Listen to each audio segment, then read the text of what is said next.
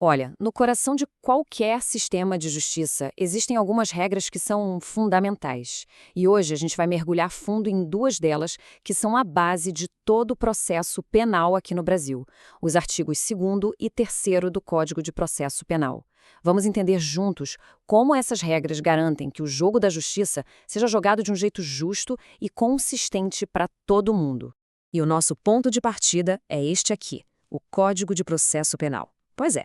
Desde 1941, esse documento é a espinha dorsal de como a justiça criminal funciona no Brasil, ditando cada passo do caminho. Vamos pensar nele como o livro de regras oficial de um jogo muito sério. A função dele não é decidir o placar final, ou seja, quem é culpado ou inocente. Não, a missão dele é outra, é dizer como a partida deve ser jogada. Ele que garante que todo mundo em campo, sabe, da acusação à defesa, passando pelo juiz, que todos sigam os mesmos procedimentos. O nosso roteiro hoje vai ser o seguinte. Primeiro, vamos ver o que acontece quando as regras mudam bem no meio do jogo. Depois, como é que o sistema lida com situações que simplesmente não estão no manual.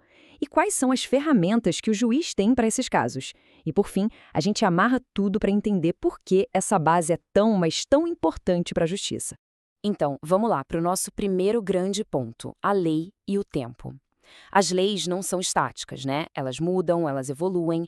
Mas e os processos que já estão rolando quando uma regra nova entra em vigor? Como é que o sistema lida com essa transição? Tenta imaginar a cena. Um processo está correndo há meses e, de repente, pá, uma nova lei processual é aprovada. E aí?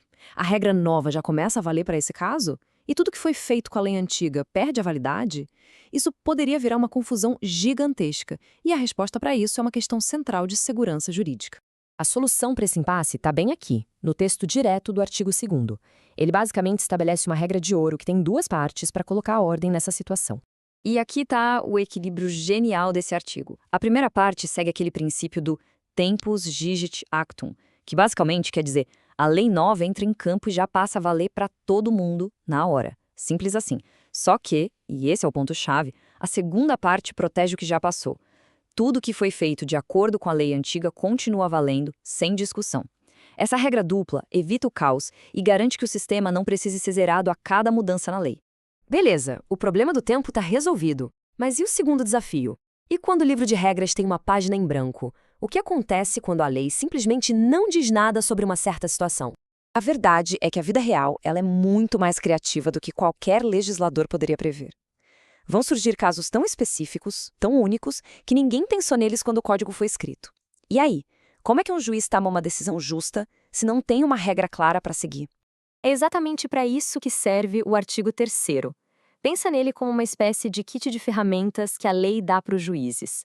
São os instrumentos que eles precisam para navegar nessas águas desconhecidas e preencher os espaços vazios do código.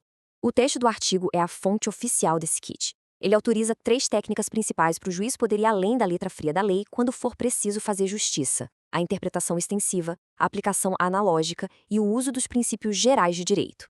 Vamos abrir essa caixa de ferramentas e dar uma olhada em cada uma.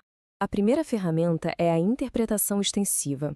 Aqui, o juiz não está criando uma lei do nada. Ele só está chegando à conclusão de que a intenção por trás daquela regra era mais ampla do que as palavras exatas que foram usadas. É como se ele ajustasse o foco de uma lente, sabe? Para enxergar a imagem completa que o legislador queria mostrar. A segunda ferramenta é a aplicação analógica. Isso acontece quando existe uma lacuna de verdade, uma página em branco mesmo. O que o juiz faz? Ele olha para uma regra que já existe para um caso parecido e a aplica naquela situação nova, porque a lógica por trás é a mesma. O princípio é simples: tratar casos semelhantes de forma semelhante. E por último, se nenhuma das outras ferramentas servir, o juiz tem a sua bússola final, os princípios gerais de direito. São aqueles valores que sustentam todo o nosso sistema, coisas como a presunção de inocência, o direito de defesa, a razoabilidade. Quando não tem um mapa, são esses princípios que apontam o caminho para uma decisão justa. Então, juntando as peças, por que esses 2 artigos são tão cruciais? É porque eles formam os 2 pilares que sustentam um sistema de justiça que funciona e que é justo: a estabilidade e a adaptabilidade.